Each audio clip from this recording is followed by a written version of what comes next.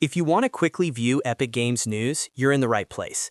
In this video, I'll show you the fastest way to find the latest updates, announcements, and featured news directly from Epic Games in your browser. This is a simple method, but it's really useful if you want to stay up to date on game releases, store updates, promotions, and company announcements without having to dig around for them. If this tutorial helps you out, make sure to hit the like button and subscribe for more easy software and website tutorials. All right, let's jump in. First, open your web browser and go to Epic Games.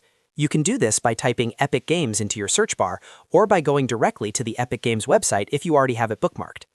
Once the site loads, you'll land on the main Epic Games page. Take a moment to look near the top of the page, especially around the search bar area. That's where the navigation options are usually displayed. Now, look for the News option at the top of the page. It should be close to the search bar in the header section. This is the section Epic Games uses to share updates, announcements, featured articles, and other important information related to games and the platform. Click on News once you see it. After you click News, Epic Games will automatically redirect you to a new page. This page is specifically designed for news content, so you can browse the latest posts and updates from Epic Games in one place. Depending on what's currently featured, you may see game announcements, event news, seasonal updates, or community-related posts. From here, you can scroll through the page and read the latest Epic Games news at your own pace. If you're checking for something specific, you can explore the headlines and open the article that interests you most.